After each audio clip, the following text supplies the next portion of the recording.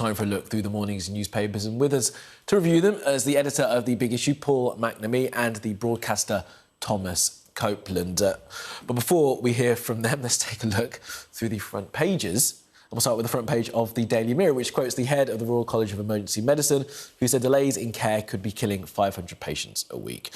That warning from Dr Boyle also makes the front page of the Daily Express. The Times also makes it their front page story, and they mention the staff shortages, surgery backlogs, flu and COVID all contributing to the crisis the service is facing. The Guardian predicts that NHS strikes could continue for months, with staff facing real terms pay cuts.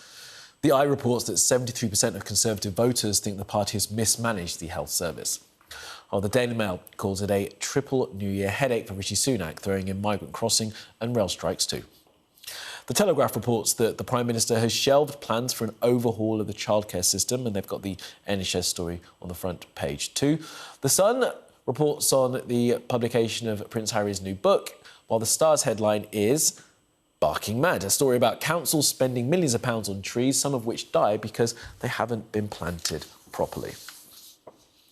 All right, let's bring our guests in, Thomas and Paul. Guys, thanks for being with us again. Let's go inside the papers now, and we're going to start with you, Thomas. You picked out this story, page 6 of The Guardian, about Extinction Rebellion. Talk to us about that.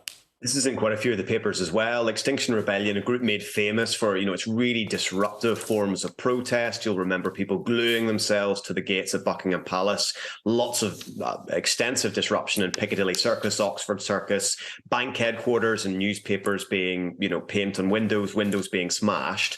That's what made this group famous. They've issued a statement yesterday entitled We Quit, saying that it wants to move away from that highly disruptive form of protest. Brilliant quote, they want to prioritise attendance over arrest and relationships over roadblocks. They admit in the piece, in the statement, that it's a controversial move, especially with the people who supported and have supported Extinction Rebellion, precisely because it was engaged in that kind of highly disruptive protest, a lot of young people.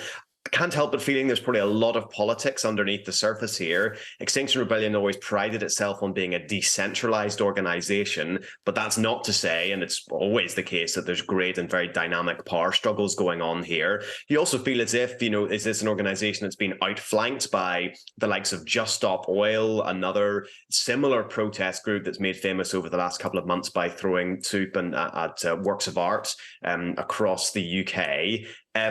It feels a little bit like what Extinction Rebellion is trying to do here is just move themselves into being a much more mainstream organisation. They talk about building relationships inside and outside power. That feels like it's an organisation that once it moves itself into the mainstream, the kind of action in which it was engaged was always a bit of a trade-off. You were trading in the headlines that you gained, the extra publicity, more people talking about these issues of climate change, and in exchange, you annoyed a certain number of people. I wonder whether Extinction Rebellion now feels it's got to a tipping point where the balance is no longer in its favour. This article quotes a YouGov poll that says that the organisation is disliked by more people than it is liked. Is this a move towards trying to become a much more mainstream player? Aware of the fact that new organizations like Just Stop Oil, there will always be a new organization to outflank where you're standing, and they want a more permanent position. Interestingly, that Just Stop Oil and Insulate Britain, which I believe are spin-offs of Extinction Rebellion, have not said they're going to stop their direct action, so that will continue. So it is a fascinating move, Thomas, and thanks for bringing us that. Paul, let's go to you, and you picked up this story also in The Guardian as well about bus fares. And on the face of it, a £2 sort of flat fee for bus fares sounds great, but there might be a wrinkle in that. Yeah, very much. And I think bus provision and public transport provision is one of the quiet crises across Britain at the moment. This story relates to a 3-month rollout of 60 million money to cap bus fares at £2, as you say, across about 4,500, which is great. A lot of them in rural southwest and northeast where bus provision is not great. However, the warning comes from Campaign for Better Transport that says once this runs out, and it will run out around the same time as additional provision to help public transport post-COVID, that there is a risk of up to 20% of bus services going away of all flesh and being no longer there for people. And I think this is a real problem. because bus services, particularly in places of deprivation and in rural areas where there's not always a lot of investment, are essential, not just for key workers who frequently need to use them, but for pensioners or people who don't necessarily have private transport. And when that comes away, it stops the engines of commerce working in those areas, and also just being able to get the big issue. It gets the big reaction, and there is a possibility to do something about it. If you look at Andy Burnham in Greater Manchester bringing some services back into public ownership, or in Scotland, where if you're under 21 and under, you get free bus use. Things can be done if there's a will, but again, this just feels like a lack of proper joined up thinking from Westminster. It's good that they've got this, but they haven't thought a little further down the road, literally. Literally. All right, Thomas, let's turn to you now. And you've got this story here in the Express about Amazon. And I'll let you give us all the detail of this. I don't think viewers will be very surprised when they hear what you've got to say.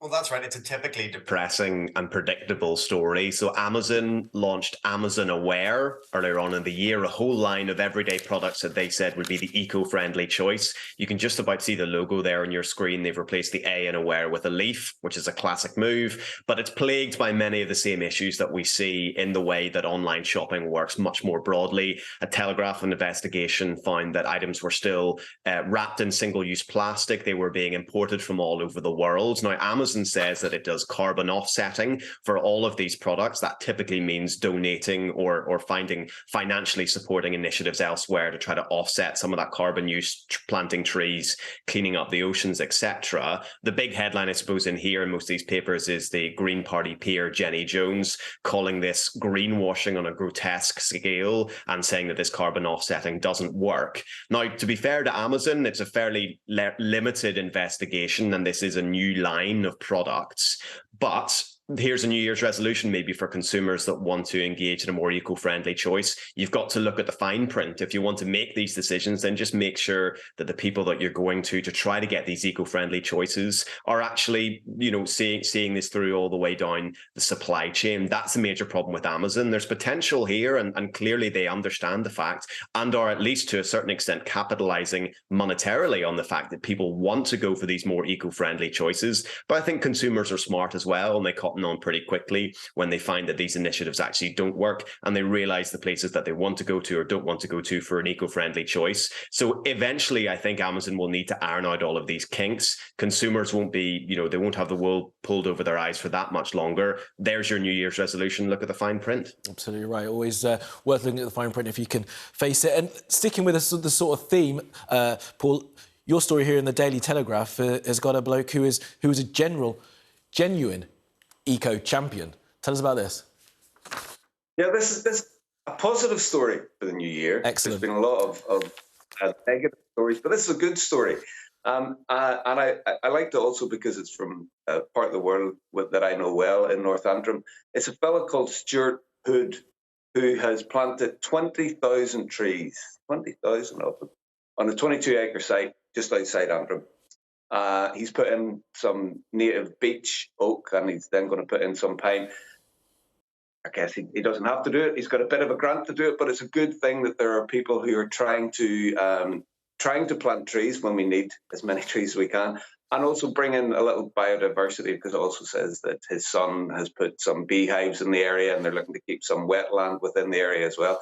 So there are these pockets of positivity of people doing the right thing and trying to make the world better for all of us.